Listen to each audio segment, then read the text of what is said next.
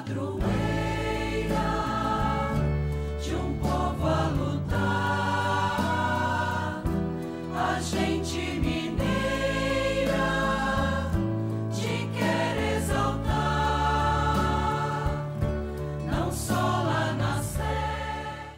Amado irmão, amada irmã, saúde, paz, desejo de coração, copiosas bênçãos e graças de Deus para que seja muito abençoado o seu domingo, o domingo da sua casa, o domingo da sua família, o domingo, dia do Senhor, na nossa igreja, quando de modo todo especial somos chamados a nos congregar na comunidade de fé e proclamar a palavra santa de Deus. Assim como buscamos tantas outras coisas que nos fortalecem, precisamos buscar, sobretudo, a essencialidade da escuta da palavra de Deus, que é uma força que, se faltar, fraquejamos. Por isso, somos chamados a sentir a força da palavra de Deus, como Simão experimentou. Quando Jesus acabou de falar, disse a Simão: avança para águas mais profundas e lançai vossas redes para a pesca. Simão respondeu, para mostrar a nossa fraqueza, a fraqueza dele: mestre, nós trabalhamos a noite inteira e nada pescamos, mas em atenção à tua palavra vou lançar as redes. Assim fizeram e apanharam tamanha quantidade de peixes que as redes se rompiam. Nossa força vem da proclamação e escuta da palavra santa de nosso Deus, diariamente, saída do coração de Jesus, nosso Mestre e Senhor.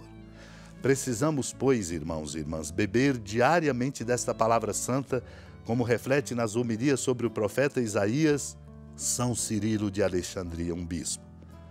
Ele lembra o profeta Isaías no capítulo 12, havereis de beber com alegria nas fontes da salvação. O profeta chama a água a palavra de Deus que dá a vida, e fontes os santos apóstolos e evangelistas aos quais acrescenta os próprios profetas. A salvação, portanto, é Cristo.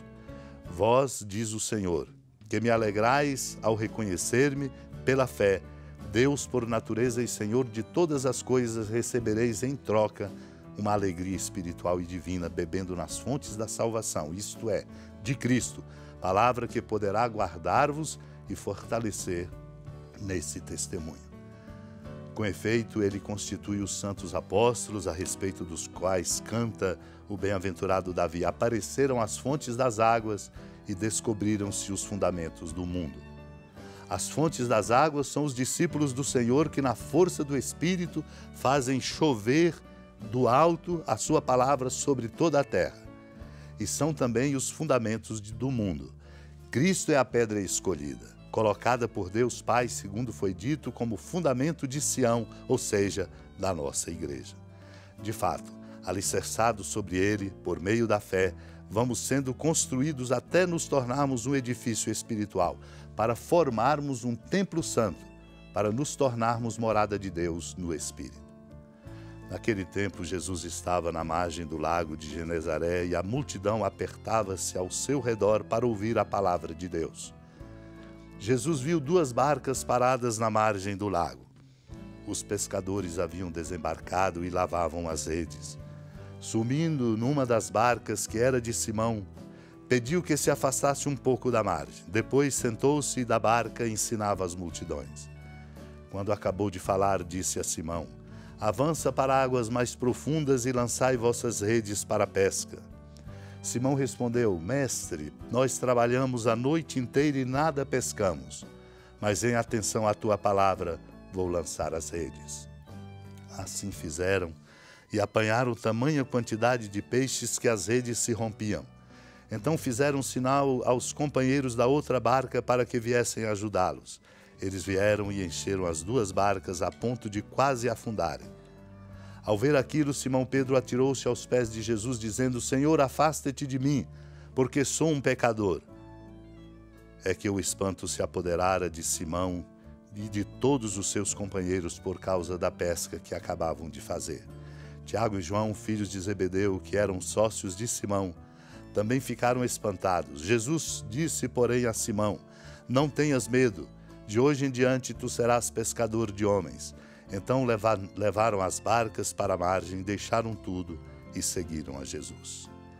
Seguiram a Jesus, como somos chamados, você, eu, todos nós, A nossa vida só se qualificará, amado e amada de Deus, na medida em que nosso caminho for uma experiência do seguimento de Cristo Jesus. Poderemos tentar tudo, nunca alcançaremos o que queremos. Poderemos ter todos os recursos, nos perderemos pelo caminho.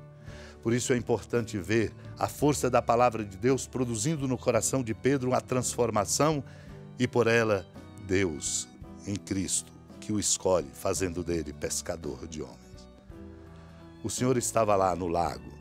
A multidão se apinhava ao seu redor para ouvir a palavra de Deus, mostrando-nos que sem a escuta dessa palavra não teremos a sabedoria necessária nem a luz adequada para percorrermos o caminho. Os pescadores haviam ali desembarcado, lavavam as redes, e ali estava Simão. O Senhor então pede que a barca se afaste um pouco porque fazia aquilo que é importante, ensinava a multidão. Não conceitos, mas conceitos que se desdobravam numa compreensão que tocava o coração daquela multidão, compreendendo que Deus é a fonte e a referência fundamental. E aí o Senhor então diz a Simão: avança para águas mais profundas e lançai as vossas redes para a pesca. Simão compartilha: fizemos isso a noite inteira, nada pescamos. O segredo está exatamente no que ele diz e que somos chamados a dizer numa confiança profunda. Em atenção à tua palavra, vou lançar as redes. Fizeram o que o Senhor lhes tinha recomendado. Era tamanha a quantidade de peixes pescados que as redes se rompiam. Fizeram até sinal para os outros companheiros para que viessem ajudá-los. Vieram a ponto de quase afundarem as barcas. Ao ver aquilo, Simão atirou-se aos pés do Senhor para dizer como devemos dizer: Senhor, afasta-te de mim, porque sou um pecador. Reconhecer o nosso limite e abrir-nos pelo reconhecimento do nosso limite à ação da graça de Deus, que realiza em nós para além de tudo o que podemos imaginar. Simão e os companheiros dele, por causa da pesca, acabavam de fazer, se deixaram tocar. Ali estavam também Tiago e João, sócios de Simão, espantados todos. Mas o Senhor lhes diz: não tenhas medo, de hoje em diante tu serás pescador de homens. Levaram as barcas para a margem, deixaram tudo e seguiram a Jesus. Seremos fecundos, irmãos e irmãs, e corajosos na medida em que abrirmos-nos à graça de Deus. Oportuno, portanto, é acolher do comentário sobre a carta aos Gálatas de Santo Agostinho, quando ele diz, lembrando que o apóstolo Paulo escreve aos Gálatas com a intenção de fazê-los compreender que a graça de Deus neles atua de modo que não mais estão sob a lei. Ao ser proclamada a graça do Evangelho, não faltou quem dentre os judeus, mesmo se dizendo cristão, não tivesse entendido o imenso benefício da graça e teimasse em manter-se sob o jugo da lei, que o Senhor Deus impusera não aos servidores da justiça, mas aos servidores do pecado. Portanto, é a graça, pela força da palavra que nos vem, nos converte e nos abre o coração. Supliquemos a Deus, unidos à amada Mãe Maria, a graça de sermos obedientes e ouvintes como Pedro, para que o Senhor faça de nós o que Ele quiser, pela força do seu amor, da sua graça. Supliquemos. Senhora da piedade, Mãe Virgem do Cristo Deus. Lembrai-vos, ó piedosíssima Virgem Maria, que nunca se ouviu dizer que alguém daqueles que, tendo recorrido à vossa proteção, implorado a vossa assistência e reclamado o vosso socorro, tenha sido por vós desamparado. Animado com igual confiança, a vós recorro, ó Virgem das Virgens, e gemendo sob o peso dos meus pecados, me prostro a vossos pés. Não desprezeis as minhas súplicas, ó Mãe do Verbo encarnado, mas dignai-vos de as ouvir propícia e de me alcançar o que vos peço. Amém. Feliz padroeira de um povo a lutar,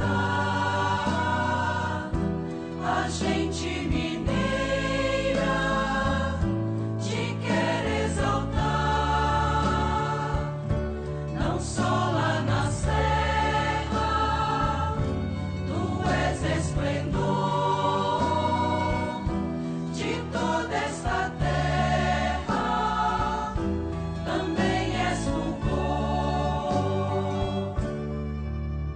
Amado irmão, amada irmã, com alegria, do Santuário Basílica da Padroeira do Estado de Minas Gerais, a Senhora da Piedade, que da sua casa de clemência e bondade nos acompanha e nos abençoa do alto da serra, magnífica arquitetura divina, a bênção de Deus, amor misericordioso.